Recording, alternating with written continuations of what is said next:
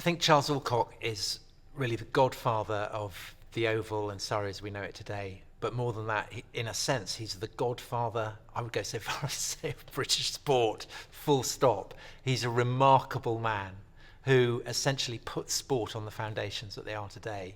And he's one of those kind of Victorian figures who makes you feel exhausted just contemplating his career.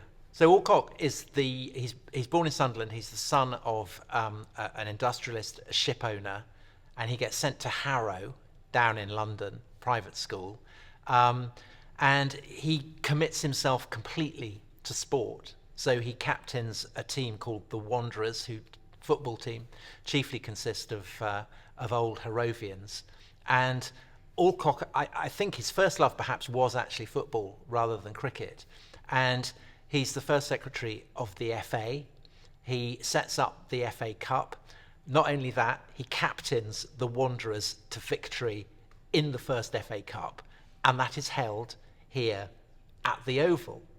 And not content with that, he then uses the Oval to host what I think should rank as the first international football match, which is England against Scotland. It's not recognised as such by FIFA, I think very unfairly, because Scotland is only represented by Scots who lived in London.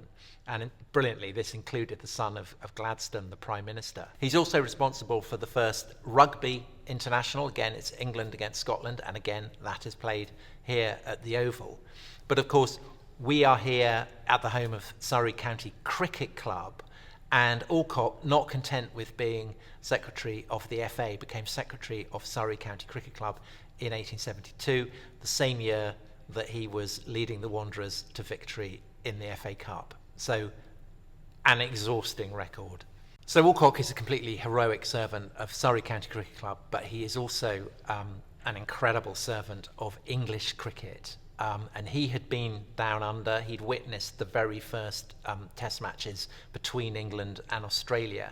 And he was very, very keen to see Australia play in England and play England at the Oval. And this wasn't just out of pure kind of sportsmanship, it was also because he appreciated the fact that test matches might be incredibly lucrative. He had seen queues snaking around Kennington in 1878 when the Australians had played here. And so in 1880, when the Australians are touring, he is really, really desperate to stage a test match. But the problem is there isn't really a space in the Australian schedule. So Alcock, being the remorselessly inventive and energetic Victorian sports administrator that he is, dashes down to Brighton, where the Australians are due to play Sussex, and he basically says, "Guys, come on, you've got to give up your fixture. We're gonna be hosting Australia against England at the Oval." And Alcock wasn't the kind of man that could be resisted, and so Sussex say fine.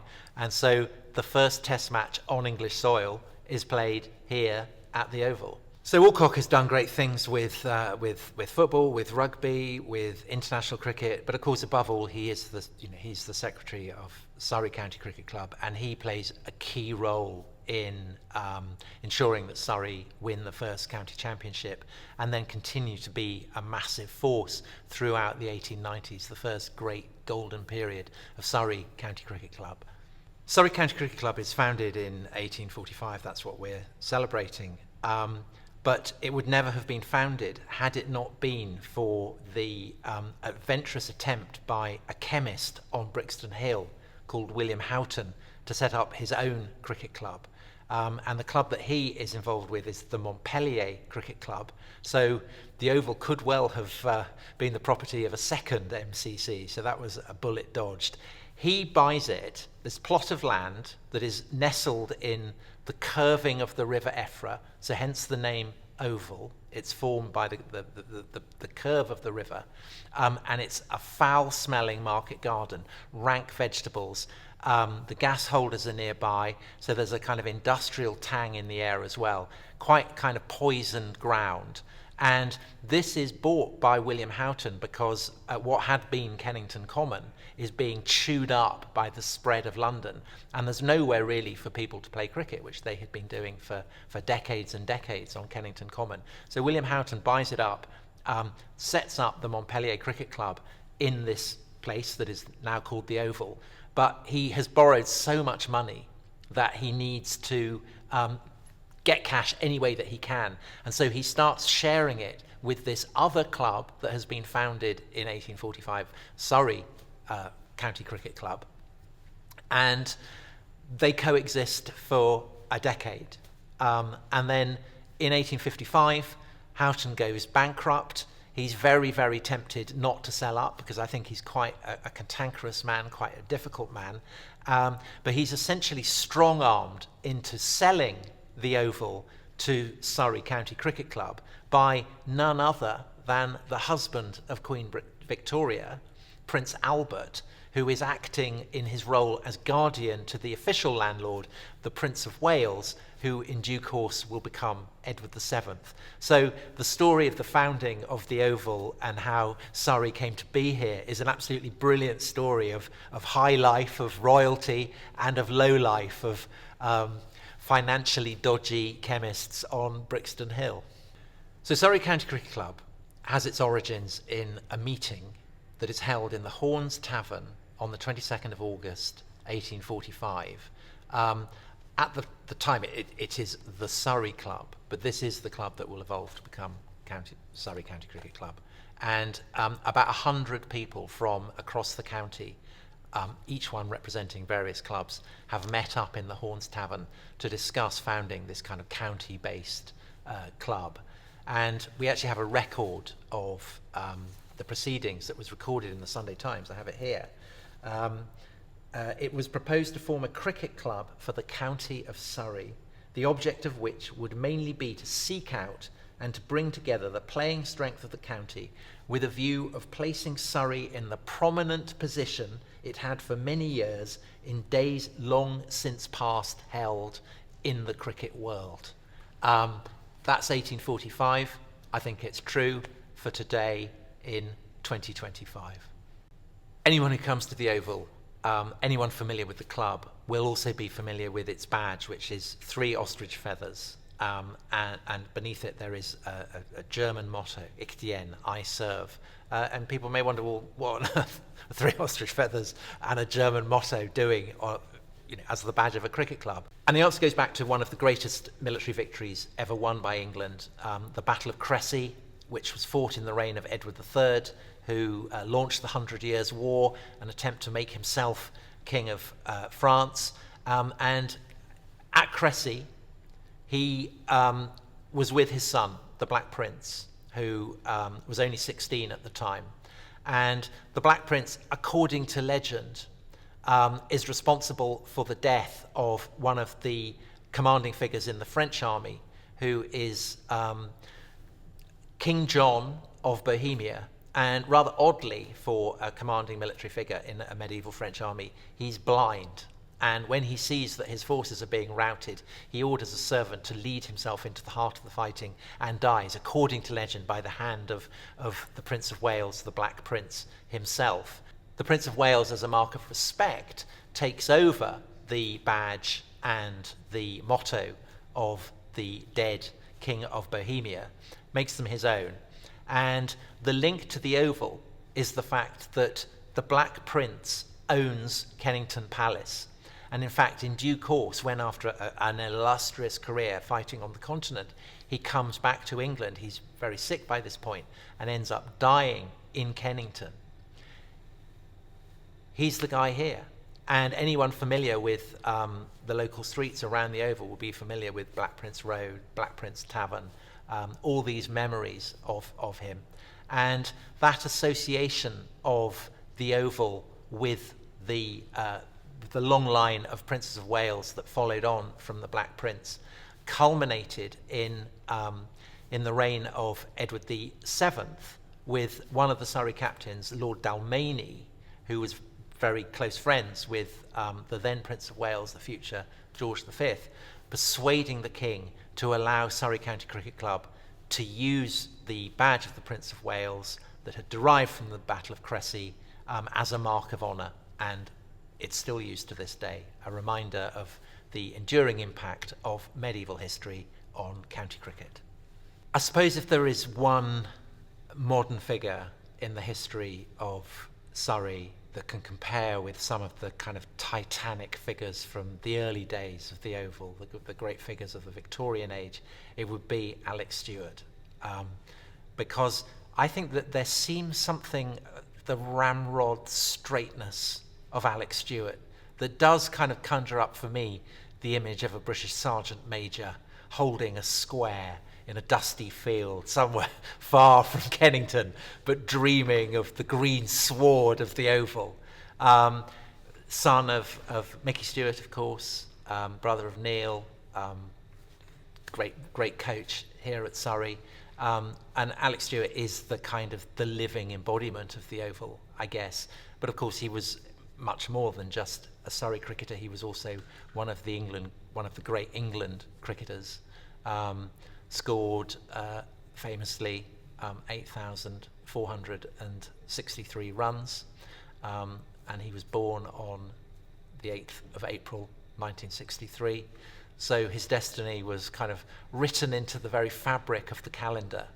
And for me, when I think of the Oval, I think of Alec Stewart rather in the same way that when I think of the Tower of London, I think of the Ravens.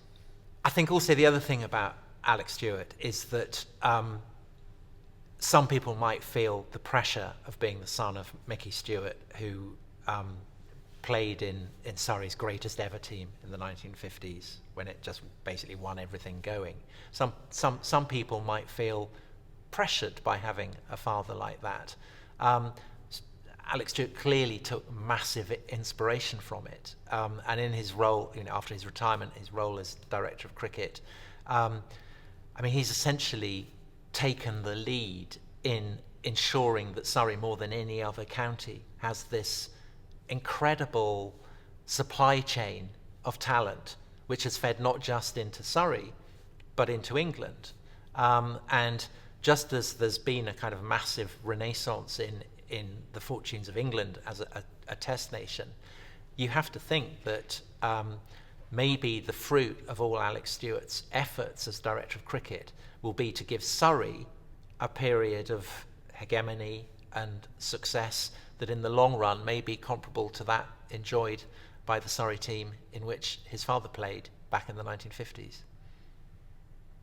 John Berry Hobbs, Jack Hobbs, Sir Jack Hobbs, the master, is quite simply the greatest cricketer who ever played for Surrey, but more than that, he is the greatest English cricketer of the 20th century. When Wisden drew up its all-time 5 greats for the 20th century, Hobbs was the only England player selected. He scored more first-class runs than anyone else in history. He scored the highest number of first-class centuries, 199, so a bit Bradman-esque, just one off that 200. He is simply the GOAT. Hobbs is born in Cambridge, in Victorian Cambridge, and you might have a kind of image of punts and boaters, but that's not the Cambridge that Hobbs was born into. He was born into grinding poverty, and he pulled himself up by his own bootlaces to become the cynosure of a professional cricketer at a time when there was incredible snobbery baked into first-class cricket. But Hobbs ended up captaining Surrey and becoming the first professional to be knighted. And there's a sense, I think, in why Hobbs was loved as well as admired, was that he was a person whose genius was so transcendent and whose character was so universally appealing that he ended up kind of dissolving those class barriers. People could watch him bat and forget that such things as gentlemen and players existed. Hobbs wasn't a Surrey man born and bred, and because he'd been born in Cambridge, he therefore had to serve a kind of qualifying period. It took him time to end up playing for Surrey, but once he had served his time and become a Surrey cricketer, he was the essence of the Oval. He was the essence of Surrey. And when in due course he retired, a public subscription was held. The king himself donated money to it to build the gates that to this day are named after him. And I think, they're the most splendid set of gates. You always get a thrill walking in through them. And they're very imposing. They're very, very dramatic. And that's true to Hobbs's record as a batsman. But I think the only problem with those gates is that, in a sense, they're so imposing that they might risk making Hobbs seem a kind of slightly chilly, austere person who is defined only by his batting statistics, and forget the fact that, as well as being admired, he was loved. He was a man of incredible charm, incredible humility. Everybody who knew him loved him. I think Surrey has a very good claim to be the birthplace not just of cricket, but of women's cricket. So the birthplace of cricket, first of all. The oldest known document to reference cricket came out in 1598. It was all to do with property dispute. And there was a guy remembering how he had played cricket near Guildford back in, the 1550s. But we also have this wonderful reference to a match that was played in 1745, again, outside Guildford, the village of Bramley, and the Bramley maids take on the maids of Hambledon. And the Bramley maids wear blue ribbons in their hair, we're told, and the Hambledon maids wear pink ribbons in their hair. And it is wonderful to think that the great tradition of women's cricket here in Surrey goes back at least to the middle of the 18th century. No captain in the history of Surrey, perhaps no captain in the history of county cricket full stop, has a record to compare with that of Stuart Surridge, who in the 1950s captained Surrey 5 seasons in a row, and 5 seasons in a row won the county the championship. Surridge was, he wasn't a brilliant cricketer compared to some of the other great names who were playing in that team, Bedser and Locke and May. But he brought 2 outstanding attributes to the game. The first was his fielding, which was sensational. And the quality of Surrey's fielding in the 50s was amazingly impressive, and clearly played a key part in raising the standard of the across the board, and really helped Surrey. But the other thing was the acumen, the quality of his captaincy, and he was never knowingly unaggressive. And if there was the opportunity for an unexpected declaration, if there was an opportunity for a flurry of late big hitting that would enable him to post a declaration, he would take it. And I like to think that Surridge kind of he got his attitude to cricket and to captaining from an early age, because he was the grandson of the Surridge who had founded the cricket bat manufacturer. And the grandfather sent the young Stewart out into willow groves as a child to chop down willows, so that he would know what it took to make a cricket bat absolutely at the coalface. Obviously, that massively built up his muscles, but I imagine that it gave him a sense of what it took. You know, he would imagine the batsman holding the bat going out to the wicket, but he would know what it took to make that bat that ends up in the hands of the batsman. Of course, the nightmare for anyone following Stuart Surridge is you've got to cope with that incredible record. It's the kind of the Alex Ferguson curse. But in the case of Surrey in the 50s, that doesn't happen, because he is succeeded by Peter May, and Peter May is the best batsman definitely in England, very probably in the world. He has a huge responsibility as England captain, but it doesn't distract from him from the task of keeping up with Surridge's record of achievement. And under May, Surrey win 2 more county championships, so they end up with a record of 7 in a row. And that is, that's an achievement that it's hard to imagine any team ever equaling again. The 180th anniversary of the Oval is a time for massive celebration. This is the most historic cricket ground, I think, in the world. But I'd go further. I would say this is the most historic sports ground, full stop. And it's wonderful to think of everything that has happened here over the past 180 years. And here is to the next 180 years. The 180th anniversary of Surrey County Cricket Club taking possession of the Oval, the world's most historic sports ground, is an occasion for immense celebration.